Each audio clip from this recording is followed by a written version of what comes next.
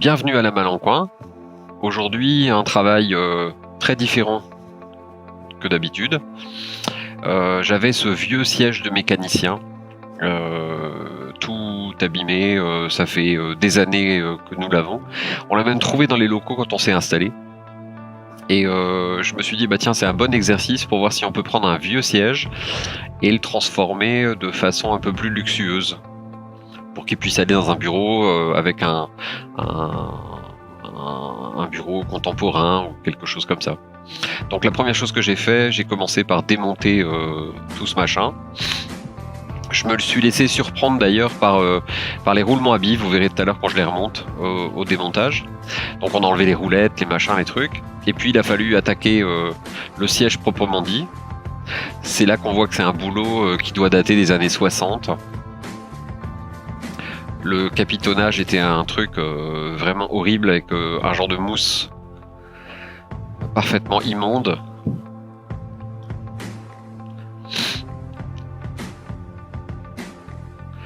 Ici, c'est l'assise. Au démontage, autant le dossier était en bon état, je pouvais récupérer le bois, autant l'assise, je me suis rendu compte que tout était en train de péter et de craquer. Donc le bois n'était absolument plus à même de servir parce que c'était vraiment cassé. Donc ce que j'ai fait, j'ai démonté l'assise que vous voyez là. Donc il y avait une couche de mousse, un genre de velours tout pourri, bien crasseux de mécanique. J'ai récupéré cette planche en bois et je m'en suis servi comme modèle pour découper une planche. Donc j'ai simplement découpé à la scie sauteuse une planche voilà, que vous voyez là, très grossièrement, en la vissant. Une fois qu'elle est découpée à la scie sauteuse, approximativement, je l'ai passée à la défonceuse. Et je me suis servi de la vieille planche comme gabarit en fait.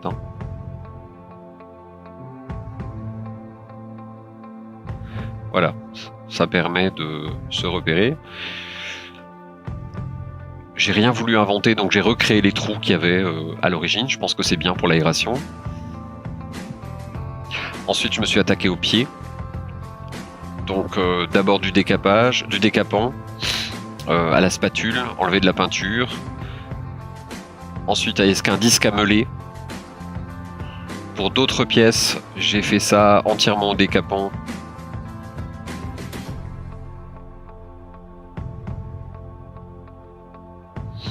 Puis évidemment, je les ai brossés puis polis. Donc je voulais donner un côté un peu métal brut. Ça, c'est la pièce qui tient l'assise,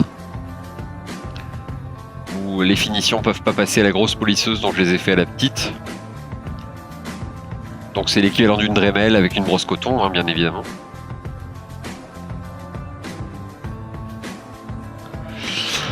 Ensuite, le capitonnage du siège, donc d'abord de la néoprène, de la mousse. J'ai oublié de filmer le passage où on mettait un voile dessus, mais en gros j'ai posé un voile par-dessus la mousse.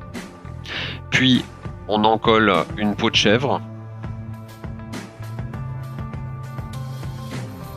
Toujours à la néoprène. On pose, on marque, on retourne. On recolle. Alors à chaque fois, évidemment, il faut laisser un bon quart d'heure sécher la colle entre temps. Puis après, on a découpé tout autour et replié, agrafé.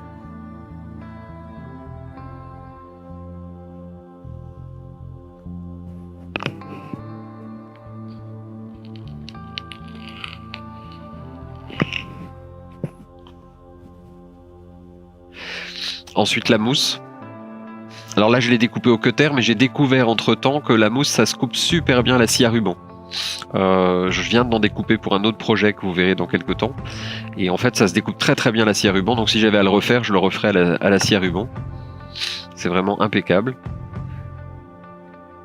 Donc ensuite, on capitonne l'ensemble. Donc là, le but, c'est, comme la peau est souple, il faut impérativement la tirer un maximum, histoire de limiter les plis.